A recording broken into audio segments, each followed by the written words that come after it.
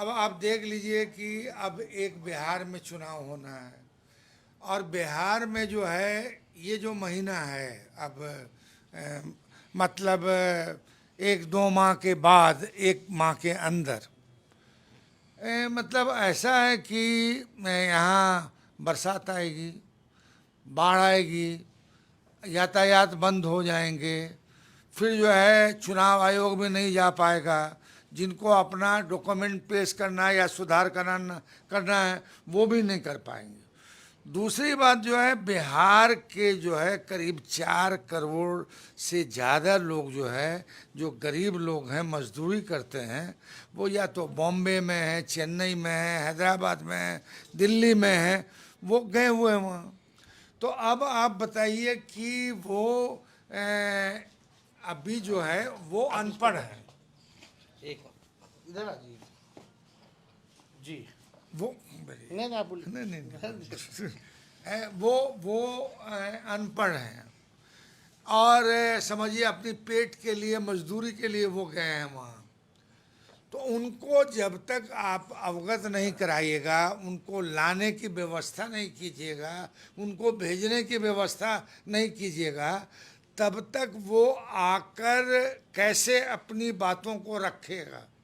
और जब इलिटरेट हैं वो और आपने 9 बिंदु लगाया है तो 9 बिंदु को समझाने वाला, बताने वाला उन मजदूरों के सामने और उन गरीबों के पास, इलिटरेट वर्ग के पास, जो आपके पास कौन सी व्यवस्था आपने की है? इसमें हमने कोई देखा है व्यवस्था नहीं। कि जब से पहला नोटिफिकेशन हुआ है उसके बाद से कई बार जो है बदलाव किए गए हैं।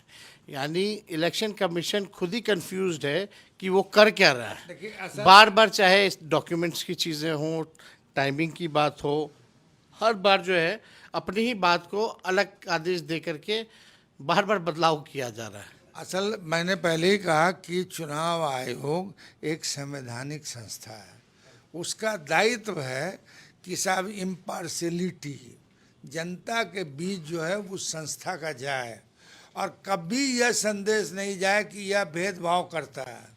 मगर अगर आप किसी तरह का एक्ट, किसी तरह, हम नहीं कह रहे हैं कि आप दबाव में कर रहे हैं, मगर लोग समझेंगे कि दबाव में किया जा रहा है। इतनी जल्दबाजी क्या है?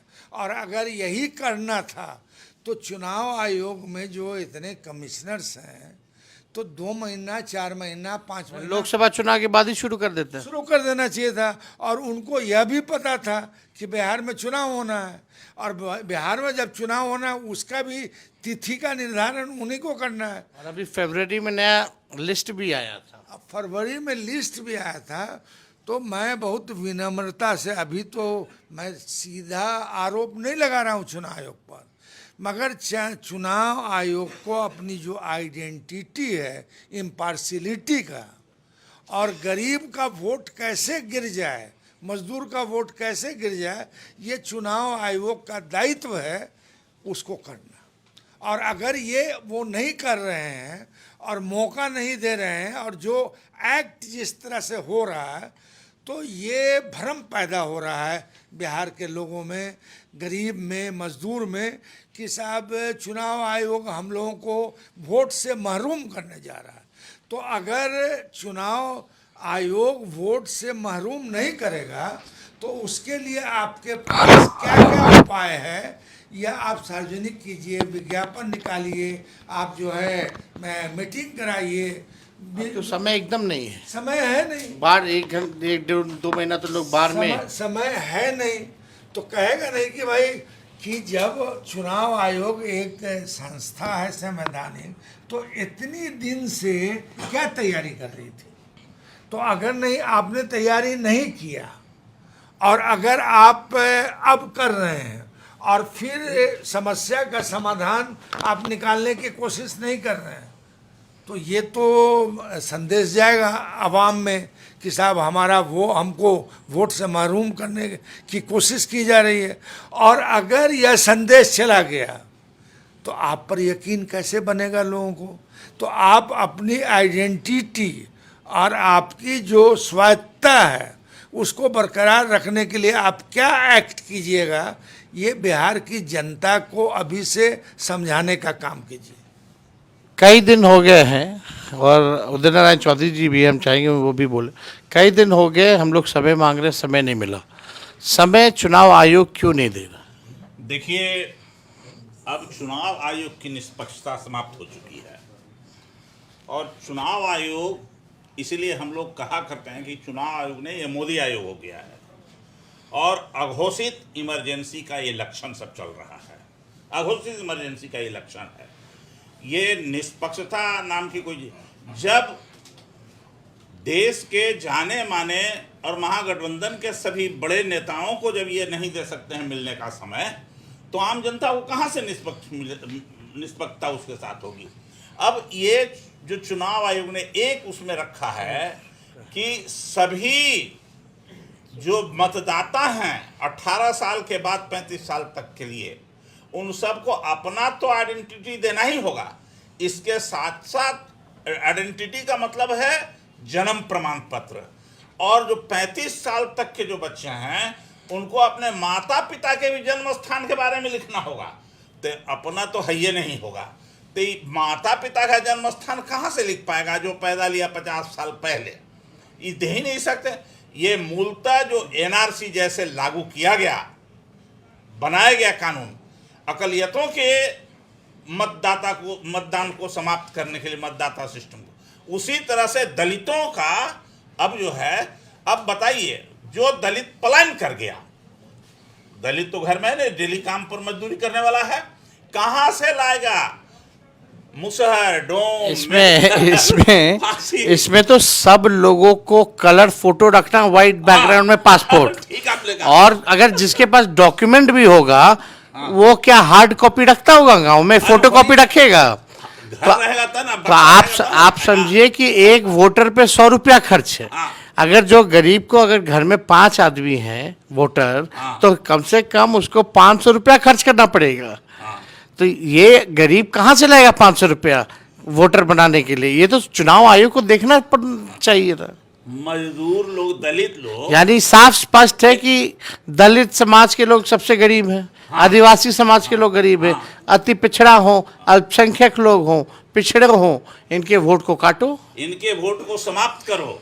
और जो आज़ादी के पहले जो सामाजिक स्थिति थी, जो वोट से वंचित किया था, इस सब को वोट से वंचित करके फिर से सामंतवाद, अंग्रेजों के शासन जैसा लाओ। और इसीलिए हम लोग कहते हैं अघोषित, ये तो आरएसएस का चाल है, सीधी सीधी बात है, आरएसएस का चाल है। इसमें आपको क्यों नहीं लगता कि अब तक बीजेपी को चिंता हुई?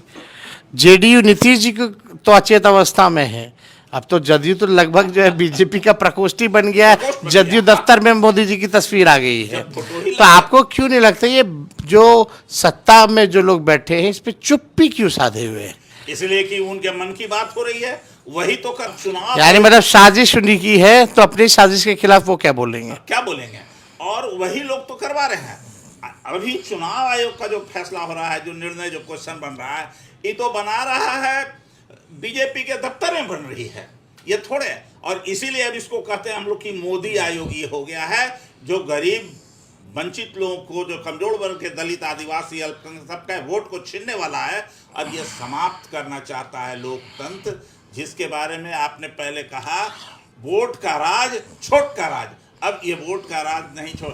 लेकिन एक बात अब आपके माध्यम से हम बता देना चाहते हैं चुनाव आयोग को, ये बिहार है, बिहार अच्छा लोगों को लगाया है, लोकतंत्र की जननी बिहार, लोकतंत्र की, और ये चाहते हैं वहीं से लोकतंत्र को खत्म करना। ये हर किस नहीं हो सकता, अनहोनी है कि होगा। आज जैसे बिहार के लोग उड़ती हुई चिड़िया को हल्दी लगा देते हैं, तो मोदी जी, चुनाव आयोग के लोग आपको भी हल्दी लगाएगा। और ये मत समझिए कि इसके बहाने आप अघोषित इमरजेंसी और राष्ट्रपति शासन लगाने की जो मंशा किए हैं कभी पूरा होने वाला है। ये बिहार की आपने राष्ट्रपति शासन का जिक्र किया, ये जरूर देखिएगा आने वाले समय में सारा कंट्रोल जो है राष्ट्रपति शासन लगवा करके ये करेंगे। आपको क्या लगता है, इस पे पॉसिबिलिटी है? एकदम सही आप बोल रहे हैं। अब तक बीजेपी बिहार में सफल नहीं हुई है। अब जो है सो जैसे जदयू को कब्जे में कैप्चर करके ले लिया, अब नीतीश कुमार नाम की कोई चीज नहीं रह गए हैं, चूंकि अचेतावस्था में हुआ है। वहाँ अब प्रकोष्ठ के जैसा आपने कहा कि अब ये जदयू भाजपा का एक प्रकोष्ठ के जैसा एक संस्था हुई। अब ठीक उसी सहारे अब चलना चाहते हैं। बिहार पर कब्जा करने का एक साजिश है, हमारे वोट को खत्म करके, जो कभी चलने वाला नहीं है। पैनोरमा ग्रुप, जो सोचता है वो करता है। आपके अपने सपनों का आशियाना। ये लो मुंह मीठा करो, आज मैंने अपना जॉब छोड़ दिया, अब हम पूर्णिया वापस जाएंगे। जॉब छोड़ दिया है? मतलब ये घर कैसे चलेगा? हम करेंगे क्या? और माँ बाबूजी क्या बोलेंगे?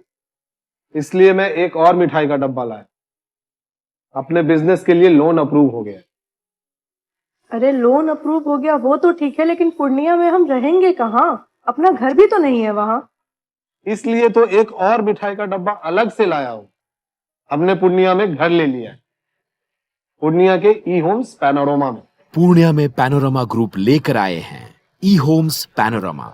बड़ा घर, आलीशान जिंदगी और अत्याधुनिक सुविधाओं के संग। अरे अरे, अब क्यों मुंह मीठा करवा रही हो? क्योंकि हम घर वापसी जो कर रहे हैं। घर वापसी की खुशी पूर्णिया में ई होम्स पैनोरमा के संग। E homes panorama, luxurious lifestyle redefined.